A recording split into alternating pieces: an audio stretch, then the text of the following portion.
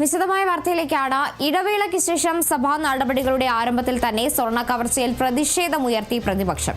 SITക്ക് മേൽ മുഖ്യമന്ത്രിയുടെ ഓഫീസിന്റെ സമ്മർദ്ദമുണ്ടെന്നും അതിനെതിരെ UDF MLAമാർ സത്യാഗ്രഹം ഇരിക്കുമെന്നും പ്രതിപക്ഷ നേതാവ് അറിയിച്ചു. പ്രതിഷേധവുമായി മുന്നോട്ടു പോകുന്നതിനൊപ്പം സഭാ നടപടികളുമായി സഹകരിക്കുമെന്ന് അദ്ദേഹം പറഞ്ഞു. സർ, ഞങ്ങൾ കഴിഞ്ഞ കുറേ ദിവസങ്ങളായി ശബരിമല സ്വർണ്ണക്കൊള്ളയുമായി ബന്ധപ്പെട്ട് ബഹുമാനപ്പെട്ട ദേവസ്വം മന്ത്രി രാജിവെക്കണം എന്ന് ആവശ്യപ്പെട്ടുകൊണ്ടും മുഖ്യമന്ത്രിയുടെ ഓഫീസിന്റെ സമ്മർദ്ദം SITയുടെ മേലെ ഉണ്ടാകരുതെന്നും ആവശ്യപ്പെട്ടുകൊണ്ടുള്ള സമരത്തിലാണ്. സർ, ഞങ്ങൾ ആ സമരം തുടരുകയാണ്. ഞങ്ങളുടെ 2 അംഗങ്ങൾ CR മഹേഷും നജീബ് കാന്തപുരവും ഇന്ന് സഭാ കവാടത്തിന് മുന്നിൽ സത്യാഗ്രഹ സമരം ആരംഭിക്കുകയാണെന്നുള്ള വിവരം അങ്ങേ അറിയിക്കുന്നു. ഞങ്ങൾ സഭാ നടപടികളുമായി സഹകരിച്ചുകൊണ്ട് തന്നെ ഈ സമരവുമായി മുന്നോട്ട് പോവുകയാണെന്ന് അങ്ങേ അറിയിക്കും. SITയുടെ മേൽനോട്ടം കോടതിക്കാണ്, ഗവൺമെന്റിനല്ല. UDFന്റെ സമരം ഗവൺമെന്റിനെതിരെയല്ല, കോടതിക്കെതിരെയെന്ന് മുഖ്യമന്ത്രി.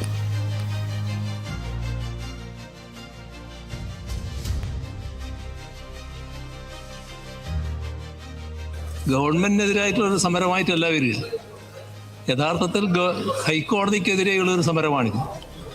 ഹൈക്കോടതിയാണ് SITയുടെ കാര്യങ്ങൾ നോക്കുന്നതും ആവശ്യമായ നടപടികൾ സ്വീകരിക്കുന്നതും ഇടപെടുന്നതുമൊക്കെ. അപ്പോൾ ബഹുമാനപ്പെട്ട പ്രതിപക്ഷ നേതാവ് നടത്തുന്ന സമരം നിയമസഭാ കവാടത്തിലാണെങ്കിലും യഥാർത്ഥത്തിൽ അത് ഹൈക്കോടതിക്കെതിരെയുള്ള ഒരു സമരമായിട്ടാണ് വരിക.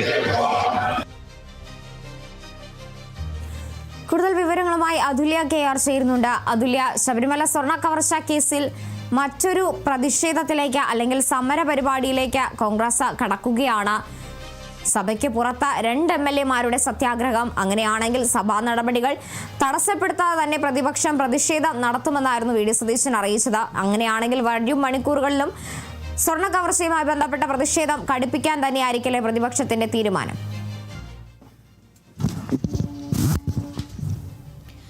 കാത്തു, 3 ദിവസത്തെ ഇടവേളയ്ക്ക് ശേഷം ആണിപ്പോൾ സഭ പുനരാരംഭിച്ചിരിക്കുന്നത്. സഭ പുനരാരംഭിക്കുമ്പോൾ സഭാ നടപടികൾ ആരംഭിക്കുമ്പോൾ തന്നെ ഈ സ്വർണ്ണ കവർച്ച വലിയ രീതിയിലൊരു വിഷയം ആക്കിക്കൊണ്ട് തന്നെയാണ് പ്രതിപക്ഷം സഭയിൽ എത്തിയിട്ടുണ്ടായിരുന്നത്.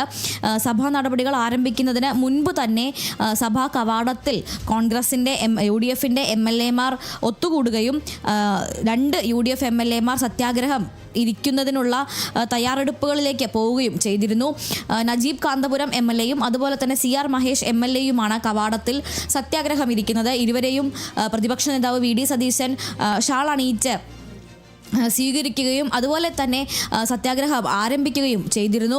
അതിനുശേഷമാണ് സഭാ നടപടികൾ ആരംഭിച്ചത്. സഭാ നടപടികൾ ആരംഭിച്ചപ്പോൾ സ്പീക്കറുടെ അനുമതിയോടെ ആദ്യം സംസാരിച്ചത് തന്നെ പ്രതിപക്ഷ നേതാവ് VD സതീശനാണ്. ഇത്തരത്തിൽ SITയുടെ ഭാഗത്ത് നിന്നുള്ള വീഴ്ച ചൂണ്ടിക്കാണിച്ചുകൊണ്ടാണ് VD സതീശൻ സംസാരിച്ചത്. ശബരിമലയിലെ സ്വർണ്ണ കവർച്ചയിൽ കുറ്റപത്രം സമർപ്പിക്കാത്തത്, അതുപോലെ തന്നെ വലിയ പ്രതികൾ, കൂടുതൽ പ്രതികളിലേക്ക് അന്വേഷണം എത്താതിരിക്കുന്നത്, ഈ കാര്യങ്ങളെല്ലാം ചൂണ്ടിക്കാണിച്ചുകൊണ്ട് SITക്ക് വലിയ രീതിയിലുള്ള സമ്മർദ്ദം ഉണ്ട്.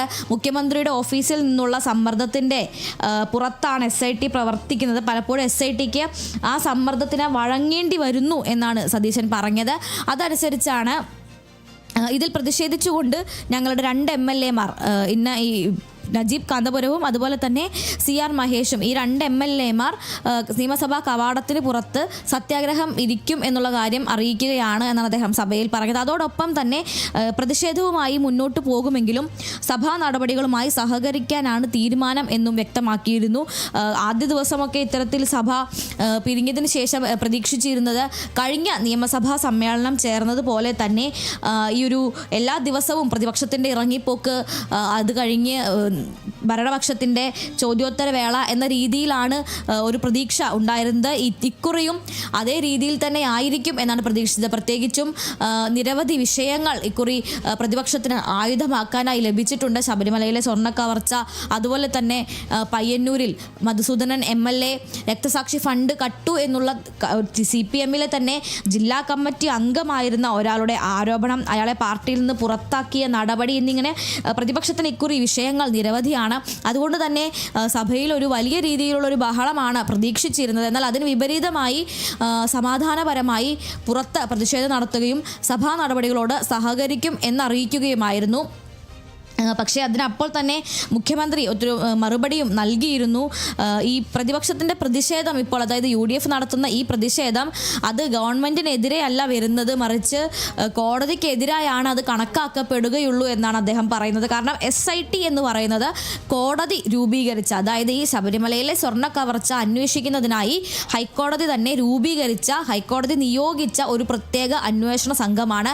ആ സംഘത്തിൻ്റെ മേൽനോട്ടം അല്ലെങ്കിൽ അതിൻ്റെ കാര്യക്രമങ്ങളെല്ലാം തന്നെ കോടതിയുടെ കീഴിൽ അല്ലെങ്കിൽ കോടതിയുടെ ചുമതലയിലാണ് വരുന്നത്. SITയുടെ കാര്യങ്ങൾ നോക്കുന്നത്, അന്വേഷണ പുരോഗതി, നിർദ്ദേശങ്ങൾ ഇവയെല്ലാം തന്നെ കോടതിയിൽ നിന്ന് നേരിട്ടാണ്. അതിൽ ഗവൺമെൻറ്റിന് യാതൊരു പങ്കുമില്ലെന്നത് മാത്രമല്ല, SITയുടെ മേൽ ഏതെങ്കിലും രീതിയിലുള്ള നിയന്ത്രണമോ ഏതെങ്കിലും രീതിയിലുള്ള അധികാരമോ ഏതെങ്കിലും രീതിയിൽ നിർദ്ദേശങ്ങൾ നൽകാനുള്ള ഒരു അതോറിറ്റിയോ ഗവൺമെൻറ്റിനില്ല, മറിച്ച് അതെല്ലാം ഉള്ളത് കോടതിക്കാണ്. ആ സാഹചര്യത്തിൽ SITക്കെതിരെ ഇപ്പോൾ പ്രഖ്യാപിച്ചിരിക്കുന്ന ഈ സമരം കോടതിക്കെതിരായുള്ള സമരമായാണ് കണക്കാക്കുക എന്നാണ് മുഖ്യമന്ത്രി അറിയിച്ചത്. എന്തായാലും വലിയ രീതിയിലുള്ള ബഹളങ്ങളില്ലാതെ, പ്രതിപക്ഷ ബഹളങ്ങളില്ലാതെയാണ് ഇപ്പോൾ സഭാ നടപടികൾ ആരംഭിച്ചിട്ടുള്ളത്. ഇനി എന്തായാലും വലിയ രീതിയിൽ ഇന്നിപ്പോൾ മുഖ്യമന്ത്രിയുടെ സഭയിൽ വയനാട് പുനരധിവാസവും ചുരവും അടക്കമുള്ള കാര്യങ്ങളിലെ പ്രഖ്യാപനങ്ങൾ ഉണ്ടാകുമെന്നാണ് ഒരു കണക്കുകൂട്ടൽ. അതോടൊപ്പം തന്നെ ഇനി പയ്യന്നൂരിലെ രക്തസാക്ഷി ഫണ്ടുമായി ബന്ധപ്പെട്ട വിഷയം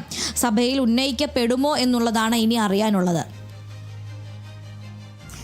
ശരി, വ്യക്തമാണ്. അതുല്യ KR ആണ് വിവരങ്ങൾ നൽകിയത്.